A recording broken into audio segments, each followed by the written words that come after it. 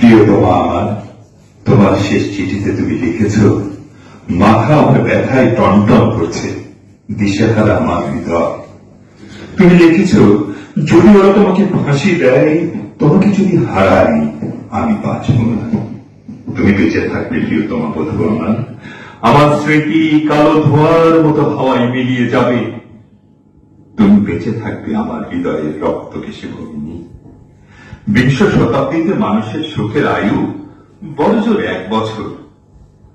মৃত্যু দড়ির এক প্রান্তে দোদুল্যমান শব্দেহ, আমার কাম্য নয় সে মৃত্যু।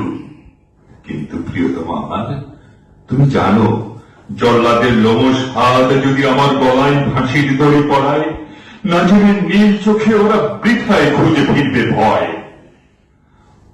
অন্তিম উষার অস্ফুট আলোয় আমি দেখব আমার বন্ধুদের, তোমাকে দেখব, আমার সঙ্গে কবরে যাবে শুধু আমার এক অসমাপ্ত গানের বেদনা। বধূ আমার, তুমি আমার কোমল প্রাণ মৌমাছি, চোখ তোমার মধুর চেয়েও মিষ্টি। কেন তোমাকে লিখতে গেলাম ওরা আমাকে ফাঁসি দিতে চায়? বিচার সবে মাত্র শুরু হয়েছে, আর মানুষের মন্ডুটা তো মোটা ফুল নয়, ইচ্ছে করলেই ছেড়ে নেবে।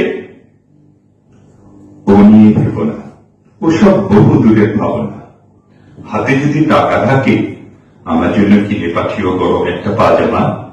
পায়ে আমার বাপ ধরেছে, ভুলে যেও না, স্বামী যার জেলখানায়, তার মনে যেন সব সময় ফুর্তি থাকে।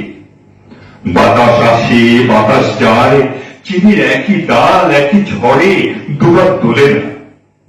গাছে গাছে পাখির কাকলি, পাখাগুলো উঠতে চায়, জানালা বন্ধ, টান মেরে খুলতে হবে। আমি তোমাকে চাই, তোমার মতোই রমণীয় হোক জীবন, আমার বন্ধু, আমার প্রিয়তমার মতো। আমি জানি দুঃখের গালি আরো উজাড় হয়নি, কিন্তু একদিন হবে। নত জানু হয়ে আমি চেয়ে আছি মাটির দিকে, উজ্জ্বল নীল ফুলের মঞ্জুরিত শাখার দিকে আমি তাকিয়ে। তুমি যেন মৃন্ময় বসন্ত আমার প্রিয়তমা, আমি তোমার দিকে তাকিয়ে। মাটিতে পিঠ রেখে আমি দেখি আকাশকে, তুমি যেন মধুমাস, তুমি আকাশ, আমি তোমাকে দেখছি প্রিয়তমা। রাত্রির অন্ধকারে গ্রাম দেশে শুকনো পাতায় আমি জ্বালিয়েছিলাম আগুন, আমি স্পর্শ করছি সেই আগুন। নক্ষত্রের নিচে জ্বালা অগ্নিপিণ্ডের মতো তুমি আমার প্রিয়তমা, আমি তোমাকে স্পর্শ করছি। আমি আছি মানুষের মাঝখানে, ভালোবাসি আমি মানুষকে, ভালোবাসি আন্দোলন, ভালোবাসি চিন্তা করতে। আমার সংগ্রামকে আমি ভালোবাসি, আমার সংগ্রামের অন্তঃস্থলে মানুষের আসলে, মানুষের সামনে তুমি আসীন প্রিয়তমা আমার, আমি তোমাকে ভালোবাসি। বেঁচে থাকার অনেক আশা প্রিয়তমা, তোমাকে ভালোবাসার মতোই একাগ্র বেঁচে থাকা। কি মধুর, কি আশায় রঙিন তোমার স্মৃতি। কিন্তু আর আমি আশায় তুষ্ট নই, আর আমি শুনতে চাই না গান। আমার নিজের গান এবার আমি গাইব। আমাদের ছেলেটা বিছানায় শয্যাগত, বাপ্তার জেলখানায়। তোমার ভারাক্রান্ত মাথাটা ক্লান্ত হাতের উপরে এলানো, আমি আর আমাদের এই পৃথিবী একই শয্যা করে দাঁড়িয়ে। কাল রাত্রে তোমাকে আমি স্বপ্ন দেখলাম, মাথা উঁচু করে ধূসর চোখে তুমি আছো আমার দিকে তাকিয়ে। তোমার আত্মসাধর কম্পমান, কিন্তু তোমার কণ্ঠস্বর শুনতে পেলাম না। কৃষ্ণপক্ষ রাত্রে কোথাও আনন্দ সংবাদের মতো ঘড়ির চিকচিক আওয়াজ, বাতাসে গুনগুন করছো মহাকাল। আমার খেনারির লাল খাঁচায় গানের একটি কলি, লাউল চষা ভুইতে মাটির বুক ফুঁড়ে উদ্গত অঙ্কুরের মতো দুরন্ত কলরব। আর এক মহিমান্বিত জনতার বজ্র কণ্ঠে উচ্চারিত ন্যায্য অধিকার।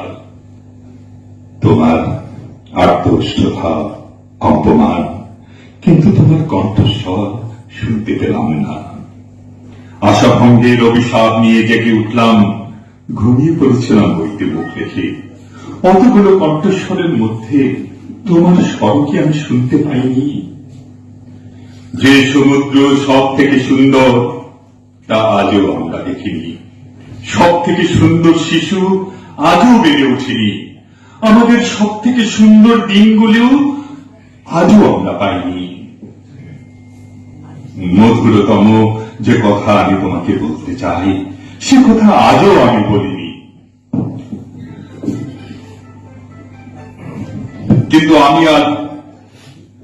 কিন্তু আমি জেলে যাওয়ার পর আগের চেয়ে অনেক উজ্জ্বল হয়েছে দিন, আর অন্ধকারের কিনার থেকে ফুটপাতে তাদের ভারী হাতে ভর দিয়ে তার অর্ধেক উঠে দাঁড়িয়েছে।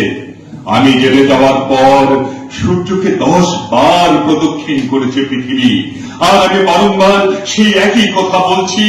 জেলখানায় কাটানো 10টা বছরে যা লিখেছি সব তাদেরই জন্যে যারা মাটির পিঁপড়ের মতো, সমুদ্রের মাছের মতো, আকাশের পাখির মতো অগণিত, যারা ভীরু, যারা বীর, যারা নিরক্ষর, যারা শিক্ষিত,